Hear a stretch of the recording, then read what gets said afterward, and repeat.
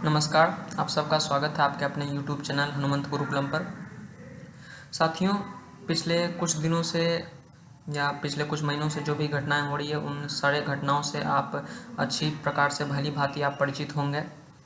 जो सबसे पहले बॉर्डर पर जो टेंशन्स हुई भारत और चीन के बीच, उसके बाद जो गलवान घाटी में झड़प हुई, उस झड़प में जो हुआ उसके बाद अलग अलग जगहों से, चाहे वो एक गोगड़ा वैली हो, चाहे वो हॉट स्प्रिंग हो या पेट्रोल पॉइंट 14 हो या फिर पेंगोंग सो हो या गलवान घाटी हो, इन सब जगहों पर चीन ने अपनी फोर्सेस बढ़ाई, भारत ने भी अपनी फोर्सेस बढ़ाई।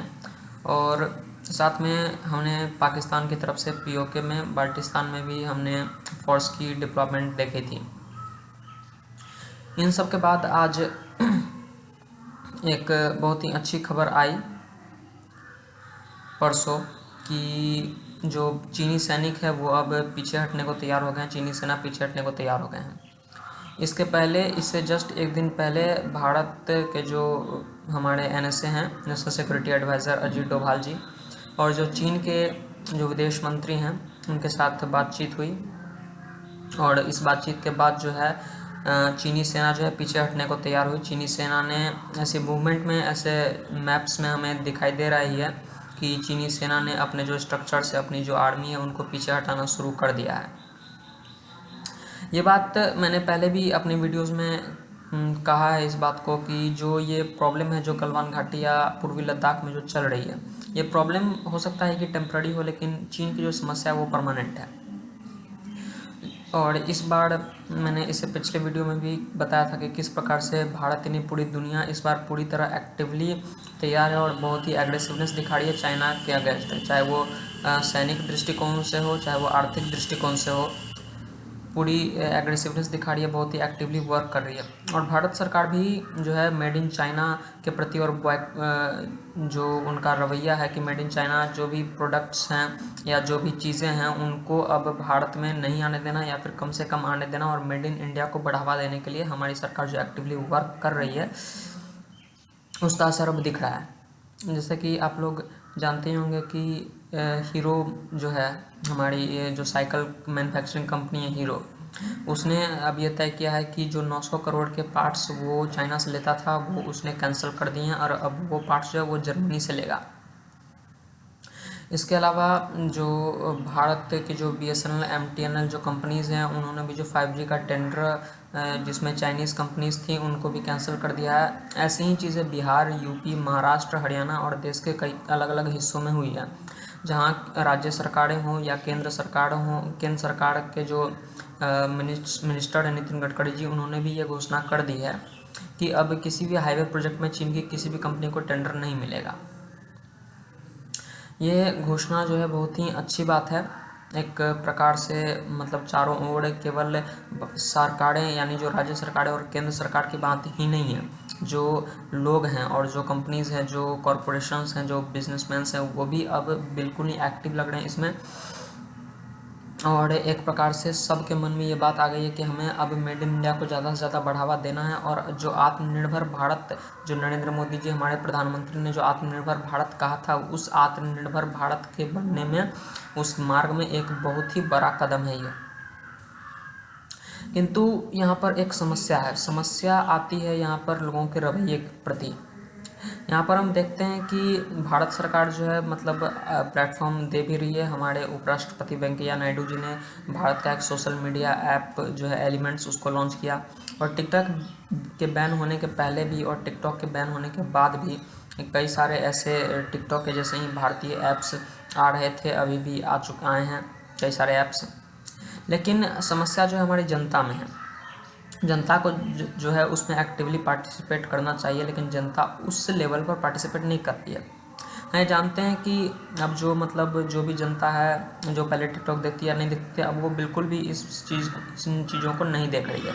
बहुत सारी ऐसी लोग हैं जो इन चीज़ों को नहीं देख रहे हैं, लेकिन जो यूज़र्स हैं, जो टिकटॉक पहले यूज़ करते थे, अब जो दूसरे जो भारत में बने हुए जो ऐप्स आ रहे हैं, उनको यूज़ करने का जो उनका परसेंटेज है वो बहुत ही कम है, रेशियो बहुत ही कम है।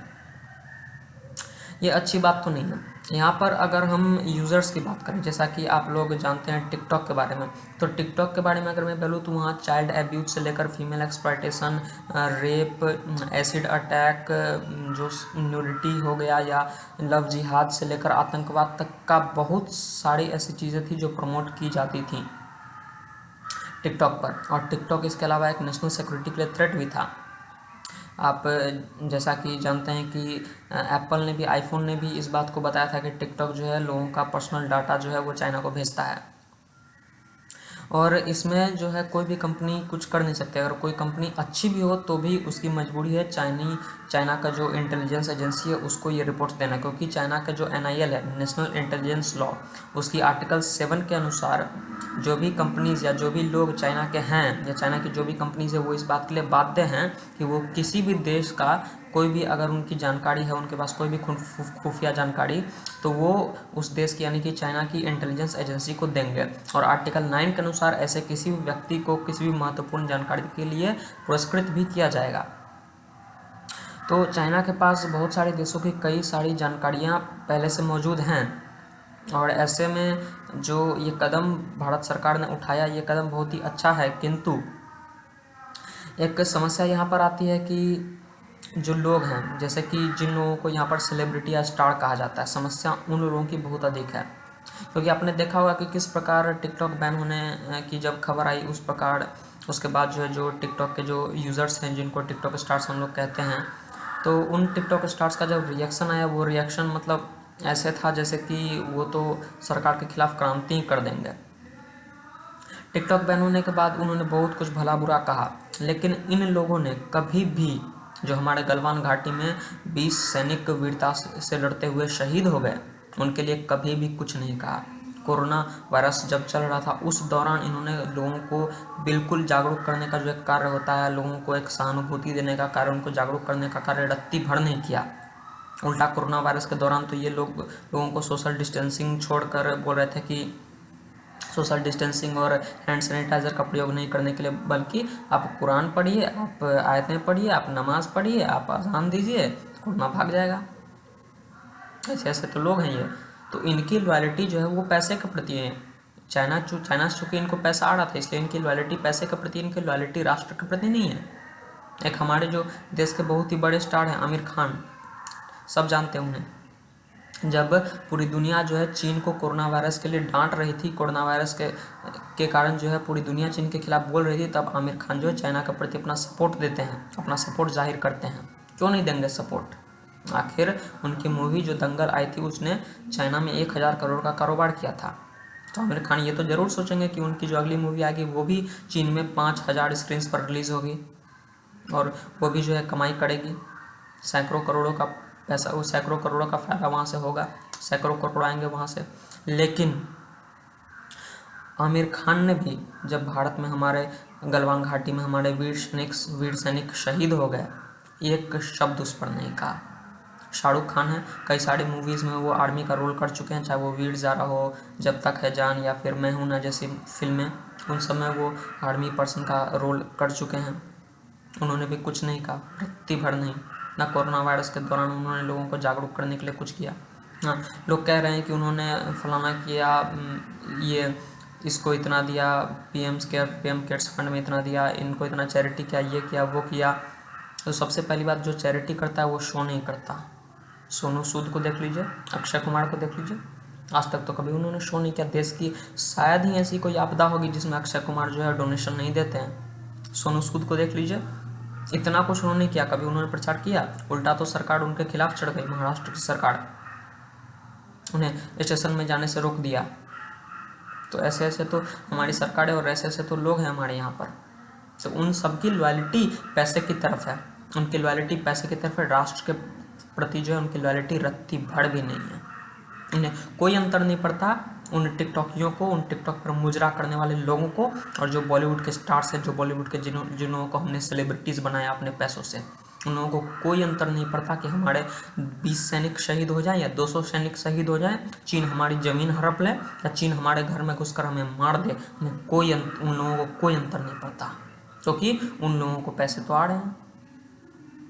अब पैसे केवल इस काम के लिए आ रहे हैं या और भी किसी काम के लिए पैसे आ रहे हैं नहीं आ रहे हैं तो ईश्वर जाने, किंतु एक बहुत ही शोचनीय स्थिति है। और सरकार को इसके प्रति जो है, सरकार इसके प्रति अपना कदम तो उठा रही है, लेकिन सरकार जो है वो कानून से बंधी हुई है। सरकार ज़्यादा से अधिक जो भी कर सकती है वो इन ऐप्स को बैन कर सकती है, प्ले स्टोर से हटवा सकती है, बस इससे ज़्यादा कुछ नहीं कर सकती।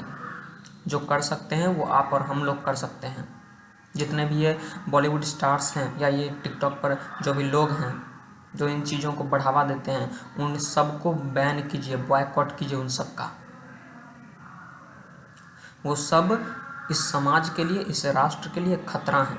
उन सबको मैं राष्ट्रद्रोही तो नहीं कह रहा, क्योंकि अभी तक राष्ट्र से द्रोह करने वाला कोई कार्य उन्होंने किया तो नहीं है, जहाँ तक मुझे पता है तो उन्होंने नहीं किया है।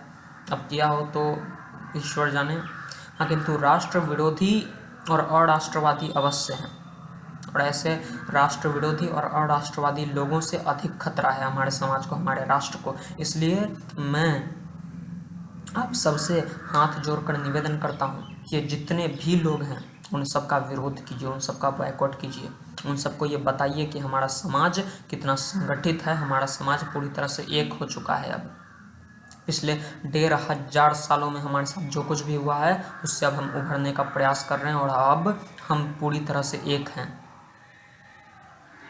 अभी कुछ महीनों से, जब से लॉकडाउन हुआ उससे पहले से भी हम यूट्यूब पर और दूसरे जगहों पर भी, दूसरे सोशल मीडिया प्लेटफॉर्म्स पर भी देख रहे हैं कि किस प्रकार से हमारे अपने ही समाज में, सनातन समाज में ज्ञान मार्ग और भक्ति मार्ग वाले जो भी व्यक्ति हैं वो आपस में ही लड़ रहे हैं। तो उनके बारे में मैं एक और वीडियो में बनाऊंगा, उसमें मैं इसको विस्तार से बताऊंगा। किंतु इस वीडियो में मैं केवल इतना ही कहूँगा कि जितने भी आप लोग हैं, जितने भी सनातन समाज के लोग हैं, भारत में ही नहीं पूरे विश्व भर में जितने भी लोग जो धर्म को मानते हैं, धर्म को धारण करते हैं, उन सब से मैं निवेदन करता हूँ कि अधिक से अधिक इन लोगों को बॉयकॉट करें, क्योंकि ये सब लोग हमारे समाज के लिए एक ऐसा खतरा है, और इस खतरे को जड़ से समाप्त करना, इस खतरे को हमारे समाज से मिटाने का कार्य हमारे समाज का है, हम लोगों का है। आज की इस वीडियो में बस इतना ही। इस वीडियो को अधिक से अधिक शेयर करें और हमारे चैनल को सब्सक्राइब करें। हनुमंत गुरुकुलम चैनल आपका अपना चैनल है। इस वीडियो को लाइक करें और अधिक से अधिक शेयर करें। इस वीडियो को अंत तक देखने के लिए आपका धन्यवाद। जय श्री राम, जय आर्यवर्ते।